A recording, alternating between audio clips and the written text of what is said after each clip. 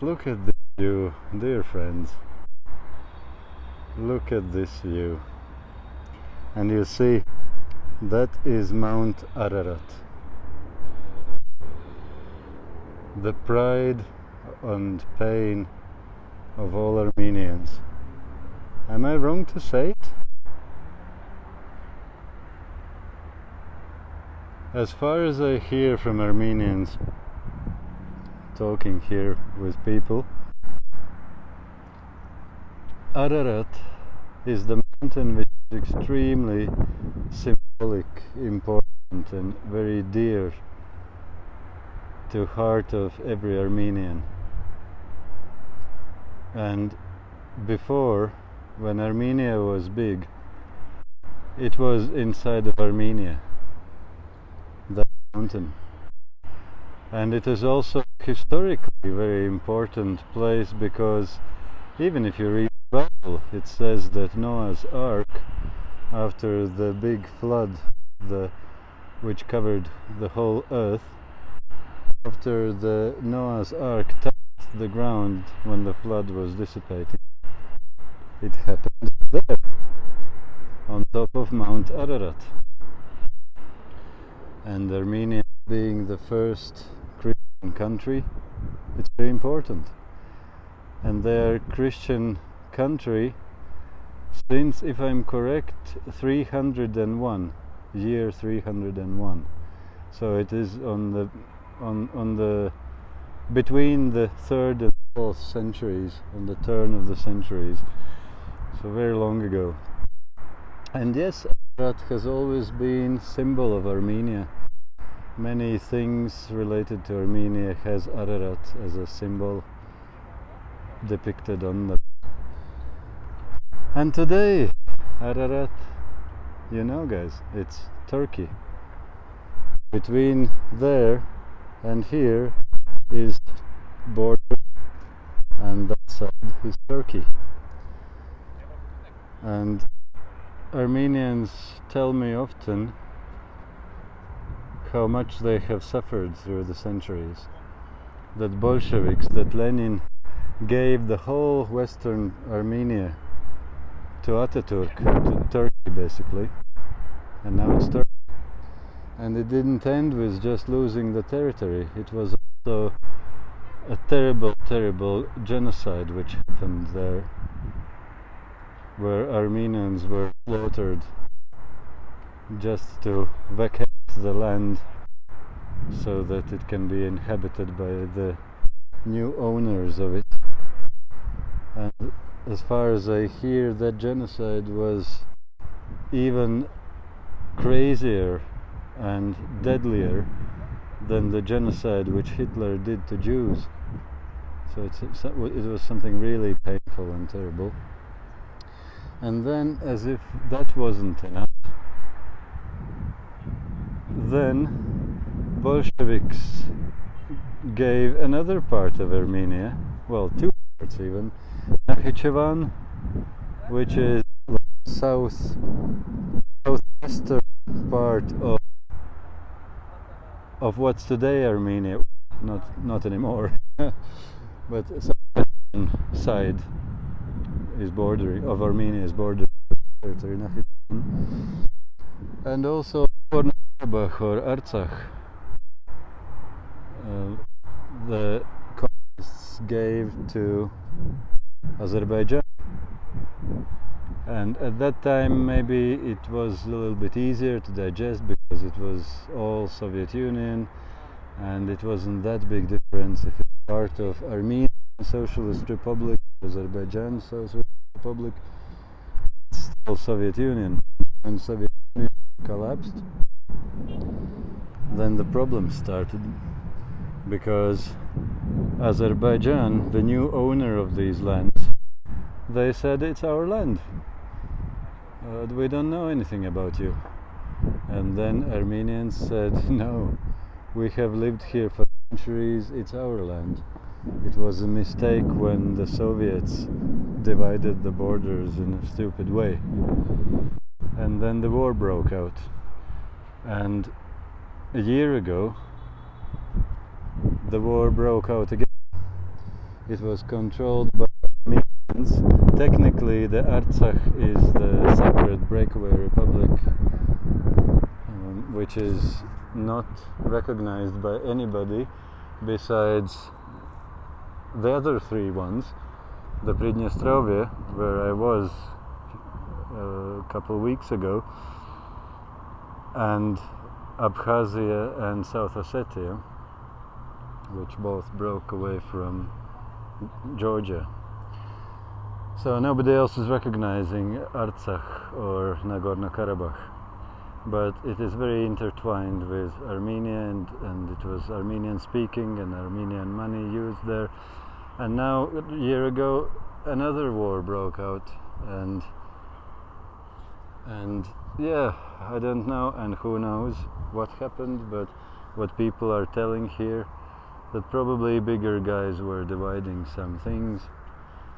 Russians had their interests, and Azerbaijanis, together with Turkish, the brothers, they both have their interests, and basically they took something like 70% of Artsakh or Nagorno-Karabakh, and now it's under control of Azerbaijan.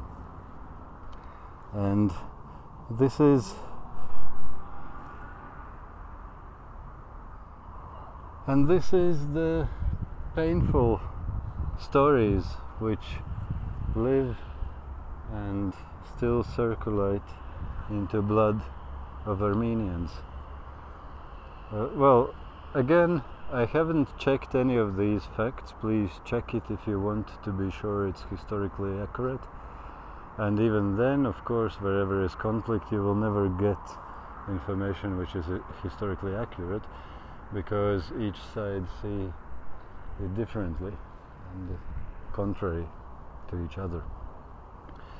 But yeah, this is what I hear from Armenians, and actually, in my mind, I would say it's even irrelevant if it was historically accurate, which I just told you or not. But if you live with such feelings in your heart, it makes your world to look in a certain way. That is probably my biggest learning thing, which I have learned during this time, very short time yet in Armenia, that it is very important how to see things. And of course people are different everywhere, and here as well, but I see that so many people are having this, and I don't blame them at all. If I were one of them, I probably would see the same. I don't say I'm smarter or anything, but as an observation which might be useful for all the rest of us, I have observed that if you see the world with these eyes of being a victim always, being always victimized by the bigger guys, the bigger countries, the bigger players on geopolitical field, then your world suddenly gains such colors which makes you in your world again and again repeating the same tragedies, problems and difficulties, like earthquakes and economical disasters and corrupted governments and political being a victim of bigger political players and so on and so forth. And again, I'm not judging, I'm not telling I would be better in this place, but that is something which strikes me here very often. I have observed these things in life in general a lot, but it strikes me very strongly here in Armenia, where it is so prevalent, this feeling of being victims, being mistreated by the bigger ones, being squeezed between the bigger superpowers. And with that kind of worldview, you can't really build anything. You can't really make anything. You can only continue being victim. And yeah, I have been there a lot myself. I know how it feels, I know how it recreates all these tragedies again and again and again, when in the most in the biggest opportunities and possibilities, you still always get the worst result and all kinds of unexpected tragedies happening to you, because that's what you see, that's what you breathe. Yeah, and being here and hearing all these stories and attitudes, I see that it is very prevalent here. No judgment. Exactly the opposite. I feel so sorry about these dear people, this dear people who lives here. I wonder, would there be any way how to help people like this, or just humans like these who live here, to get out of this thing? To get into a world where there are opportunities, possibilities. Yes, of course, also mishaps and errors and problems, difficulties, that's all good. But where you have opportunities and where you can build and where your tomorrow can look better than your today and even better than your yesterday. So friends, these are my thoughts and feelings at the moment. Couple days inside Armenia. I still have very much to see and hear, but these are my kind of first impressions. But in general, it's a wonderful place, a wonderful country, wonderful people. Although very often they themselves don't say that the place is wonderful, unfortunately. Be blessed, dear Armenians. Have all the best in your lives. And by the way, I met one man and I was asking about that monument, and he said that monument, which was unfinished, the October Revolution one, and he said yes, it was built during the last Soviet years, and when the Soviet Union collapsed, the building process stopped. So it really was 30 years ago since it stopped and unfinished. And the funny thing is, there was another building, I don't know if you noticed it, when I was showing you that big spire of the monument, on the left side, as I was showing to you, there was another building, and that building is newer building, that is memorial for the Stalin's victims. So obviously not during communist times to build such a thing. And it's funny, actually you can see the monument very top of it from here. It's not very far, I haven't got very far from there yet. and yes, they made it exactly side by side. So there's monument for October Revolution, there's monument for all the victims who followed that revolution. What an irony. I wonder when we people, when we will start to make monuments not for the victories over other people as if they were better or worse than us. When we will not be building monuments to some revolutions or other bloodsheds, but when we will be starting to commemorate, remember and put on a pedestal, so to speak, our victories over ourselves, our own problems, shortcomings, and the worldview which causes our world to be so bad, so depressing, so negative, and so unlucky. when we get a victory over our own worldviews, that's the moment which is the real victory.